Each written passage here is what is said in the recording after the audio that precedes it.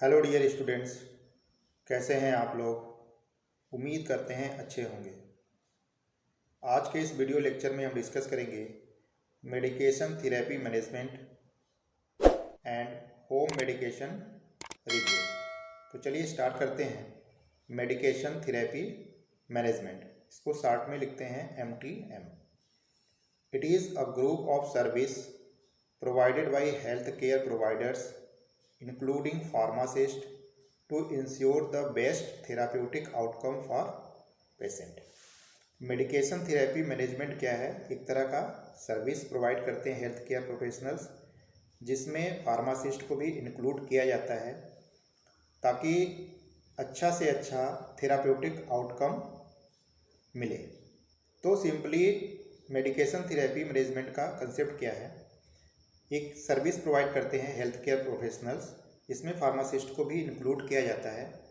Pharmacist को include इसलिए किया जाता है कि उसको मेडिसिन के बारे में ज़्यादा नॉलेज रहता है और वो अच्छा आइडिया दे सकते हैं ट्रीटमेंट के लिए कि कौन सी मेडिसिन पेशेंट के लिए ज़्यादा सूटेबल्स रहता है। तो इस तरह से एक प्लान बनाया जाता है पेशेंट के ट्रीटमेंट के लिए और उस प्लान को फॉलो किया जाता है जिससे पेशेंट जल्दी से जल्दी ठीक हो जाए।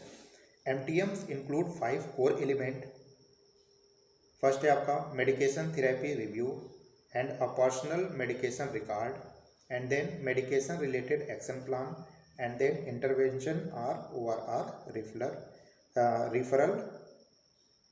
Referral and then documentation and follow up. तो मेडिकेशन थेरेपी मैनेजमेंट के 5 कोर एलिमेंट हैं। फर्स्ट है आपका मेडिकेशन थेरेपी रिव्यू, जो मेडिकेशन थेरेपी प्रिपेयर की गई है उसको सही से रिव्यू कर लेना कि कहीं कुछ गड़बड़ी तो नहीं हुआ है। और पर्सनल मेडिकेशन रिकॉर्ड, जो पेशेंट है उसका मेडिकेशन रिकॉर्ड में पहले की कोई हिस्ट्री है या उसको कोई डिजीज हो रखा है, कोई ट्रीटमेंट हुआ है, तो वो सारा रिकॉर्ड चेक कर लेना है। एंड एक्शन प्लान को फॉलो करना है, एक्शन प्लान को भी रिव्यू कर लेना है। अगर कोई रिफरल केस है तो उसको भी रिव्यू कर लेना है कि किस वजह से रिफ़र किया गया है, कहाँ से रिफ़र होके आया है, जिससे कि ट्रीटमेंट में क्या हो, इजी हो, और उन सब का डॉक्यूमेंट प्रिपेयर करना। ये क्या है आपका 5 core elements medication therapy management के। अब एक एग्जांपल से समझते हैं।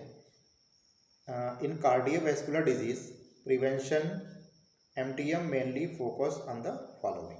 फर्स्ट आपका identifying uncontrolled hypertension, and then educating patient on CVD and medication therapies, and then advising patient health behaviour and lifestyle modification for better health outcomes. तो एक example यहाँ पे लिया गया है कार्डियोवैस्कुलर डिजीज़ का। तो कार्डियोवैस्कुलर डिजीज़ का अगर पेशेंट है तो उसमें मेनली फोकस किया जाता है। किस पे फोकस करना है? वो मेनली 3 पॉइंट है। पहला पॉइंट है आपका आइडेंटिफाइंग अनकंट्रोल्ड हाइपरटेंशन, मीन्स अगर ब्लड प्रेशर ज़्यादा है तो किस वजह से ब्लड प्रेशर ज़्यादा हो रहा है उसको आइडेंटिफाई करना। अगर किसी डिजीज़ को ठीक करना है, किसी डिजीज़ का ट्रीटमेंट करना है, तो सबसे पहले ये पता करना ज़रूरी होता है कि डिजीज़ किसकी वजह से हो रहा है। ऐसा नहीं कि सिम्टम्स को ट्रीट करना। अगर सिम्टम्स को ट्रीट करना है या सिम्टम्स को ट्रीट कर रहे हैं तो डिजीज़ को ट्रीटमेंट नहीं हो रहा। अगर डिजीज़ को सही करना है तो क्या करना है, पहले डिजीज़ किस वजह से हो रही है उसको आइडेंटिफाई करना है, तो डिजीज़ एकदम से ठीक हो जाएगा। अगर सिम्टम्स का ट्रीटमेंट कर रहे हैं तो सिम्टम्स के लिए जो दवा दे रहे हैं उस टाइम तक वो सिम्टम्स नहीं रहेगा, फिर जैसे ही दवा का इफेक्ट ख़त्म हो जाएगा वो सिम्टम्स फिर से आने लगेंगे। तो इससे बेटर है कि जिस वजह से सिम्टम्स क्रिएट हो रहा है उसको ठीक किया जाए। होप आपको यह समझ में आ गया होगा। उसके बाद है आपका educating patient on CVD and medication therapy. जो पेशेंट है उनको क्या करना है, कार्डियोवैस्कुलर डिजीज़ के बारे में समझाना है। अगर पेशेंट को डिजीज़ के बारे में सही से समझ में आ गया कि भाई हमको क्या खाना है, क्या पीना है, या अगर हम सही से मेडिसिन नहीं लेंगे तो हमको क्या प्रॉब्लम हो सकती है, अगर ये पेशेंट को समझ में आ गया तो पेशेंट इतना केयर अपने को खुद ही करने लगता है कि भाई वो जल्दी से ठीक हो जाए। तो इससे क्या होता है, डॉक्टर्स को थोड़ा इजी हो जाता है उनके ट्रीटमेंट के लिए। उसके बाद है आपका advising patient health behaviour and lifestyle modification for better health outcome. तो जो लाइफस्टाइल है उसमें भी कुछ मॉडिफिकेशन करना है। जैसे सीवीडी का केस है तो कुछ एक्सरसाइज करने हैं, ऑयली फूड्स नहीं खाने हैं, उनका परहेज़ करना है, वाटर ज़्यादा पीना है। इस तरह से अगर कुछ वो लाइफस्टाइल में चेंज करते हैं तो इस तरह के प्रॉब्लम से क्या कर सकते हैं, वो बच सकते हैं। या अगर इस तरह की प्रॉब्लम्स है तो वो क्या हो जाएंगे, कम हो जाएंगे। तो होप आपको यह अच्छे से समझ में आ गया होगा। अब बात करते हैं objective of MTM, medication therapeutic management का क्या ऑब्जेक्टिव है, क्या गोल है, इसकी बात करते हैं। To review of all medications prescribed by all prescribers. जो प्रेस्क्राइबर या जो डॉक्टर्स मेडिसिन प्रेस्क्राइब कर रहे हैं उनका रिव्यू करना। मीन्स कहीं 2 बार तो मेडिकेशंस नहीं लिख के आए, या कुछ ऐसा मेडिसिन है जो उसमें इंटरेक्ट तो नहीं हो रहा है, तो रिव्यू करने से ये चीज़ें पता चल जाती हैं। And then reduce adverse drug reaction, adverse drug reaction को रिड्यूस करना। And then to provide medication related education consultation etc। और मेडिकेशन से रिलेटेड जो भी इंफॉर्मेशन है वो पेशेंट को या उनके साथ जो उनके केयर टेकर हैं, जो रिलेटिव्स हैं, उनको समझाना कि वे मेडिसिन को कैसे लेना है। मीन्स इसको ठंडे पानी से लेना है, गर्म पानी से लेना है, सुबह लेना है, शाम लेना है। तो ये सारा चीज़ें पेशेंट से या जो पेशेंट से रिलेटेड हैं उनसे डिस्कस करना, उनको समझा देना। And then to advise patient family RORR caregiver for proper use of medication, जैसा मैंने अभी बताया आपको। And to improve the quality of patient care and outcome. Main objective इसका यही है कि जो पेशेंट का ट्रीटमेंट हो रहा है या जो आउटकम है वो मिलना। मीन्स पेशेंट का ट्रीटमेंट अच्छे से हो जाए। अब बात करते हैं home medication review.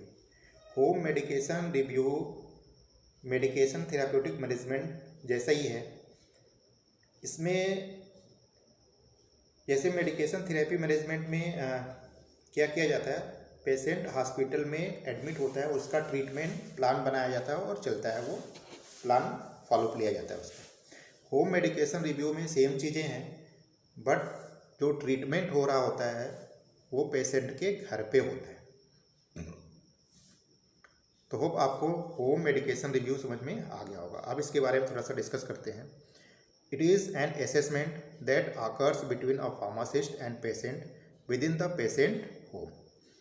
Means patient के घर पे पेशेंट से बातचीत किया जाता है कि भाई उनको क्या डिजीज़ है, क्या प्रॉब्लम्स है, उसके अकॉर्डिंग फार्मासिस्ट उनको मेडिकेशन प्रोवाइड करते हैं। The interview focused on the drug medication therapy for the patient. तो जो पेशेंट से बातचीत की जाती है, ऐसा नहीं कि उसके रिलेटिव से बात करें कि भाई आपके मामा का क्या हाल चाल है, आपके चाचा का क्या हाल चाल है, इन सब बात करके टाइम को वेस्ट नहीं करना है, पेशेंट को परेशान नहीं करना है। सीधे सीधे पेशेंट को जो मेडिकेशन दिया जा रहा है या जो मेडिकेशन चलाया जाने वाला है उस पर चर्चा करना है पेशेंट से। और इसका मेन ऑब्जेक्टिव क्या है, to maximise the potential benefit of the medication and minimise the adverse effect. Means जो मेडिकेशन का इफ़ेक्ट है, means safe and cost effective medication उनको प्रोवाइड किया जाए, और जो मेडिकेशन का एडवर्स इफ़ेक्ट है वो कम से कम हो या ना उसके बराबर हो। Means cost effective and safe medication patient को प्रोवाइड किया जाना, ये इसका क्या है, मेन ऑब्जेक्टिव। अब बात करते हैं reason for home medication review. There are 8 reason for home medication review. First है आपका when start new medicines, when recently been in hospital, help to keep track of patient medicines, make sure patient is taking all of their medicines correctly, concern about medicines causing side effect, better care, advice to the patient which his medicines are okay to take together, advice on how to store and dispense of the medicines.